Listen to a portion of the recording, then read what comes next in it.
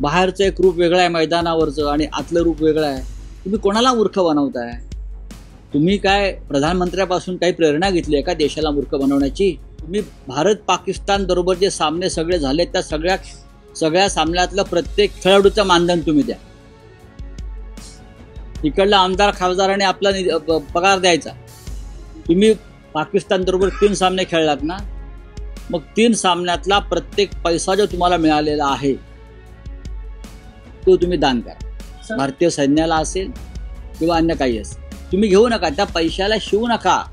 पुढे काय एक विषय असा आहे की पहलगाम हल्ल्याच्या पार्श्वभूमीवर तुम्ही भारत पाकिस्तान क्रिकेट सामन्याला विरोध केला, पण कालही आपल्या भारतीय कर्णधारानं असं दाखवून दिलं की त्यांनी जे पाकिस्तानचे किंवा एशिया काउन्सिलचे जे अध्यक्ष आहेत त्यांच्या हस्ते ट्रॉफी स्वीकारण्यास नकार दिला. सूर्यकुमार यादवनं ही भूमिका घेतली. याआधी हस्तांदोलन करण्यास नकार दिला होता, ही नौटंकी, बोलण्यास नकार दिला होता. ही नौटंकी आहे. तुम्ही मैदानावर खेळताय एकत्र, ज्याला विरोध आहे देशाचा. पाकिस्तान बरोबर खेळण्याला देशाचा विरोध आहे, ही लोकभावना आहे. लोकांनी भारतामध्ये किंवा राष्ट्रभक्तांनी कालचा सामना पाहिलेला नाही बरं का. त्याने ब्लॅकआउट केलं. काल अनेक ठिकाणी दाखवायचा प्रयत्न झाला तेव्हा लोकांनी हाणून पाडला तो प्रयत्न. PVR असेल, अन्य ठिकाणी असेल. आधीच्या मॅचला काहीतरी त्या पाकिस्तानच्या मॅचचे हात काय हस्तांदोलन करायला नका देत. अरे खेळलात ना मैदानावर त्या. काल तुम्ही काहीतरी जिंकला असं मला कळलं. आम्ही काय बघत नाही, हे धंदे आम्ही करत नाही. काल तुम्ही काहीतरी जिंकलात तेव्हा तो पाकिस्तानचे कोणी मंत्री आहेत, मोहसिन नकवी, जे एशियन क्रिकेट काउन्सिलचे अध्यक्ष आहेत.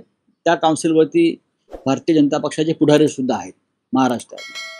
काल तुम्ही त्यांच्या हस्ते ट्रॉफी घ्यायला नकार दिला. अरे पण तुम्ही खेळलात आणि 15 दिवसापूर्वी त्याच मोहसिन नकवी बरोबर याच भारतीय संघानं फोटो काढले, हस्तांदोलन केलं ड्रेसिंग रूम मध्ये किंवा कुठल्या तरी एका कार्यक्रमात. मग तुम्ही देशाला काय मूर्ख बनवताय? तुम्ही देशाला मूर्ख बनवताय का? बाहेरचं एक रूप वेगळं आहे मैदानावरचं आणि आतलं रूप वेगळं आहे. तुम्ही कोणाला मूर्ख बनवताय? तुम्ही काय प्रधानमंत्र्यापासून काही प्रेरणा घेतली आहे का देशाला मूर्ख बनवण्याची? आपल्या ते जसं मूर्ख बनवतात भाजपचे लोक, हे आता लोकांसमोर येणं गरजेचं आहे. हे जे ढोंगे आहे सगळे, मग कुठल्याही क्षेत्रातले असतील, तुम्ही त्यांच्याबरोबर 15 दिवसापूर्वी चहा घेतलेला आहे, ब्रेकफास्ट केलेला आहे, फोटो काढलेले आहेत, हात मिळवलेला आहे. मग तुम्ही काल हे देशाला काय दाखवताय? तुम्ही का खेळलात हा आमचा प्रश्न आहे. तुम्ही खेळायला नाही हवं. हाच आमच्या हुतात्म्यांचा आणि त्या सगळ्या निरपराध जे मारले गेले त्यांच्या रक्ताचा हा अपमान आहे. भारतीय क्रिकेट बोर्डाच्या निवडणुकीमध्ये इथे सगळे लोक अडकलेले आहेत. एक कोणीतरी जम्मू काश्मीरचे अध्यक्ष केले आहेत.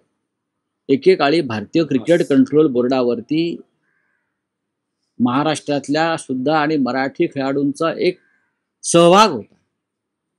पण गेले काही काळ जय शहा आल्यापासून भारतीय क्रिकेट बोर्डामध्ये महाराष्ट्र दिसत नाही. अजिबात दिसत नाही. का हे ठरवून चाललंय का? हा प्रश्न मराठी माणसानं सुद्धा स्वतःलाच विचारला पाहिजे की असं का होतंय सातत्यानं. भारतीय संघ असतील, क्रिकेट बोर्ड असेल, अनेक या संस्था क्रिकेट संदर्भात आहे, त्यातून अगदी महाराष्ट्राला दूर करण्याचं काम पद्धतशीर सुरू आहे. कर्णधार ऑपरेशन सूर्यकुमार यादवने विजय भारतीय सैन्याला समर्पित केले आणि बक्षिसाची रक्कमही सैन्याला. तुम्ही खेळलात का हा प्रश्न आहे. बक्षिसाची रक्कम का असते? तुम्ही भारत पाकिस्तान बरोबर जे सामने सगळे झाले त्या सगळ्या सामन्यातलं प्रत्येक खेळाडूचं मानधन तुम्ही द्या. इकडला आमदार खासदाराने आपला पगार द्यायचा. तुम्ही पाकिस्तान बरोबर 3 सामने खेळलात ना, मग 3 सामन्यातला प्रत्येक पैसा जो तुम्हाला मिळालेला आहे तो तुम्ही दान करा. भारतीय सैन्याला असेल किंवा अन्य काही असेल, तुम्ही घेऊ नका. त्या पैशाला शिवू नका. बक्षिसाची रक्कम काय देतात तुम्ही? ऑपरेशन सिंदूर तिथे सीमेवर केलं गेलं आणि मैदानावर ऑपरेशन तिलक असं केलं गेलं, असे ट्रेंड सोशल मीडियावर. नाही बघा, हे भारतीय जनता पक्ष आणि संघाचे ट्रेंड आहेत. एका बाजूला म्हणता तुम्ही पाकिस्तान बरोबर खेळताना राजकारण आणू नका, हा खेळ आहे. मग हे तिलक बिलक झिलक हे काय आहे?